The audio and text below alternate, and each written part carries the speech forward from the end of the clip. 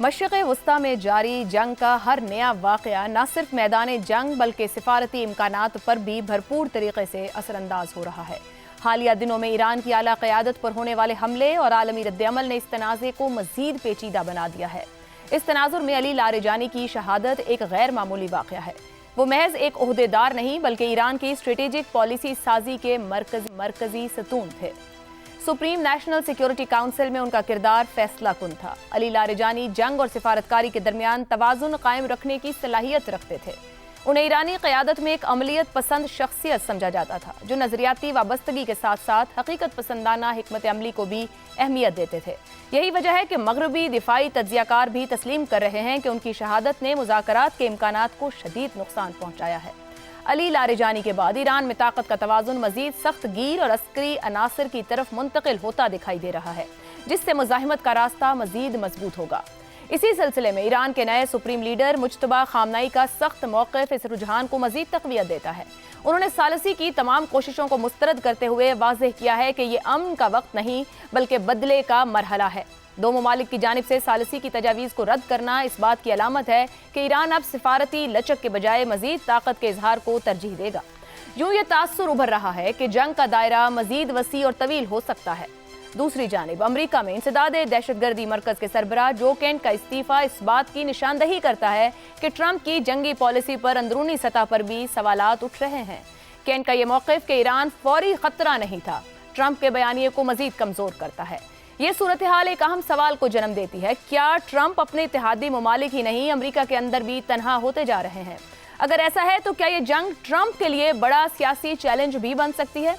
इन तमाम अवामिल को यकजा किया जाए तो एक पेचीदा तस्वीर सामने आती है। अली लारेजानी की शहादत, सख्त गिर क़यादत का उभार, सईद जलीली जैसे हार्ड लाइनर समझे जाने वाले रहनुमा की मुमकिना तकर्रुरी, नए सुप्रीम लीडर का जारहाना मौक़िफ़ और अमरीका की आलमी और दाखिली तन्हाई, ये सब क्या जाहिर कर रहे हैं? क्या ये जंग एक तवील और ज़्यादा तबाहकुन मरहले में दाखिल हो रही है? क्या सिफारतकारी का दरवाज़ा बंद होता जा रहा है या अब भी किसी नए उनकी गुंजाइश बाकी है?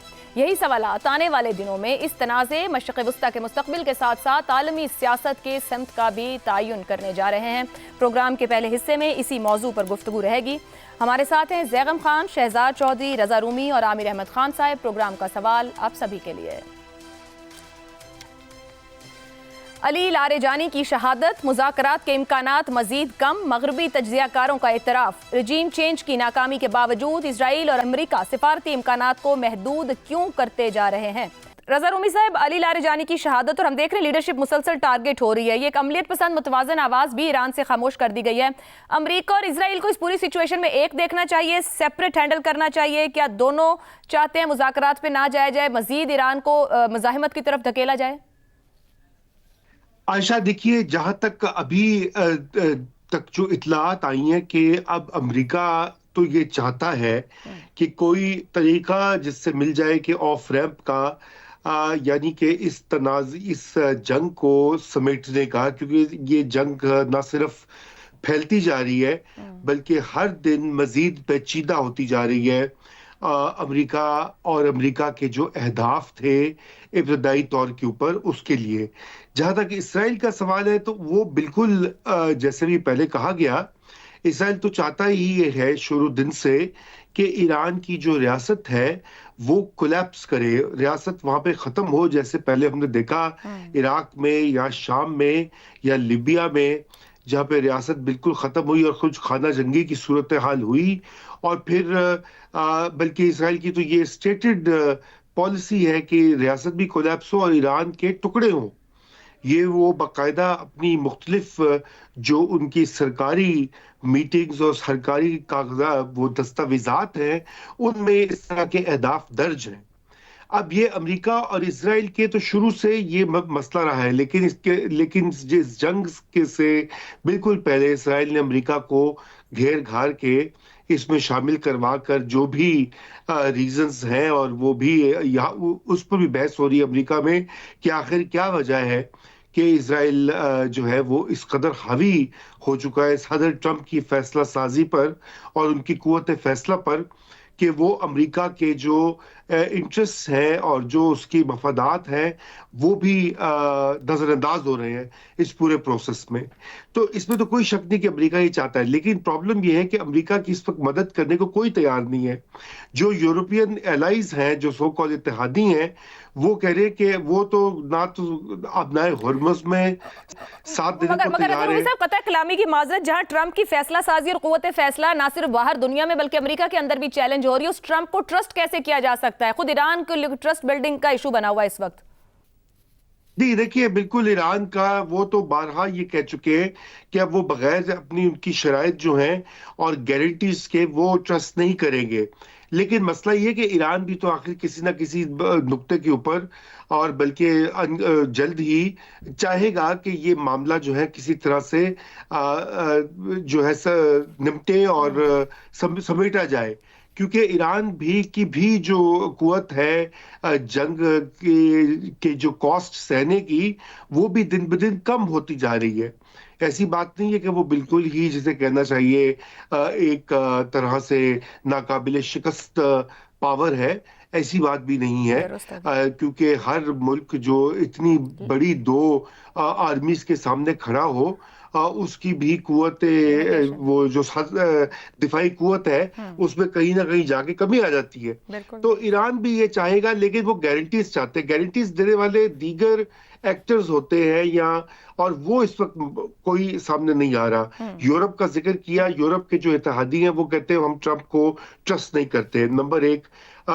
रूस से उससे बात की ट्रंप ने, लेकिन रूस भी कुछ नहीं कर रहा है, क्योंकि रूस का तो बड़ा फायदा हो रहा है, फायदा उसका हो तो रहा है। तेल दुरुस्त हो गया। खूब बिक रहा है। हाँ। और चीन जो है वो भी आराम से मजे से देख रहा है साइड लाइंस के ऊपर कि अच्छा ठीक है, इसको लगे रहो। अमेरिका को एग्जॉस्ट होने दो हाँ। इस पूरी चक्कर में।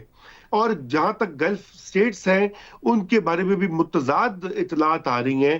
पहले हमने सुना था कि सऊदी अरेबिया वगैरह ये चाह रहे हैं कि जल्द अज जल्द ये मामला सेटल दुरुस्त। हो, खत्म हो। लेकिन अब यूं लग रहा है कि वो भी कह रहे हैं ट्रंप को कि ये मामला खत्म करो, क्योंकि अगर ईरान बच गया तो वो तो और भी बड़ी कुवत बन के उभरेगा ठीक। और मसला बनेगा हमारे लिए। जी, दुरुस्त हो गया, दुरुस्त हो गया। आमिर साहब, मगर ईरान ये कह रहा है कि जंग बंदी नहीं, जंग का अब की बार मुकम्मल खात्मा चाहिए। जंग तीसरे हफ्ते में है। सुप्रीम लीडर ने सालसी की कोशिशें मुस्तरद कर दी हैं, उनकी क़यादत निशाना बन रही है, इंफ्रास्ट्रक्चर तबाह हो रहा है, सुपर पावर से मुकाबला है। क्या जो मारूजी हालात हैं वहाँ के, वो ईरान को सपोर्ट कर रहे हैं इस जंग को कंटिन्यू करने के लिए? देखिए, जब ये प्रेसिडेंट ट्रंप ने अपनी टैरिफ वॉर शुरू की थी ना, तो वो बड़े घमंड, बड़े गरूर से कहा करते थे कि वो एक कारोबारी शख्स हैं, वो इसलिए उनको टैरिफ की अहमियत पता है और उनको पता है कि इसको एक सियासी हथियार के तौर पर कैसे इस्तेमाल करें। अब मुझे लग रहा है कि उन्होंने इसी घमंड और इसी गरूर के ज़ेरे असर अपनी जिंदगी का सबसे बड़ा घाटे का सौदा इसराइल के साथ कर लिया है। और वो इसलिए कि जिस माल की उन्होंने इतनी भारी कीमत अदा की है ना, वो माल तो कभी ऑफर पे था ही नहीं। इसराइल ने उन्हें पट्टी पढ़ाई की है रजीम चेंज। उनके दिमाग में रजीम चेंज का नक्शा था, वो वेनेजुएला वाला था कि चलिए उसे थोड़ा सा मुश्किल हो जाएगा, लेकिन बुनियादी नक्शा वही कि अपनी मर्जी की हुकूमत और फिर से जो आप काम कराना चाह रहे हैं वो कराओ।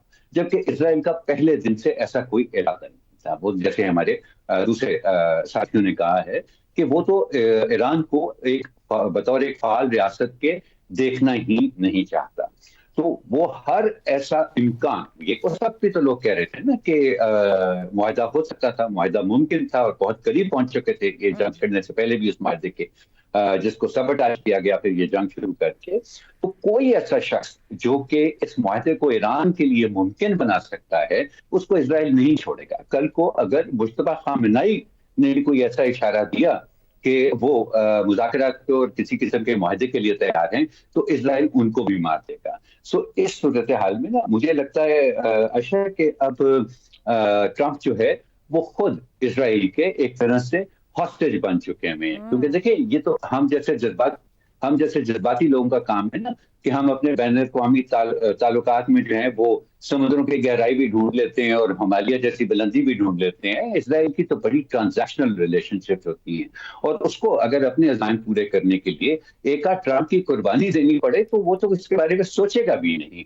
तो ये मेरा ख्याल है कि वो अपने घमंड, अपनी गुरूर, इसराइल के कंसिस्टेंट प्रोपेगेंडा जो कि 20 साल से वो कई अमरीकी सदूर के साथ ट्राई कर रहा है, उनके जरिए आके उन्होंने ऐसा घाटे का सौदा किया है जिसमें अब उनके बचना तो बहुत मुश्किल नजर आता है। टाइम फ्रेम को छोड़ें, वो एक गैर अहम चीज है, लेकिन उससे जो तबाही दुनिया के अंदर फैल रही है उसका शायद किसी को अंदाजा नहीं। वेरी पॉइंट, यानी कि गुफ्तगू से ये कहा जा सकता है कि इस वक्त इजराइल जो है he is calling the shots इस पूरी ईरान वॉर के अंदर, और अमेरिका और Trump is just submitting the situation.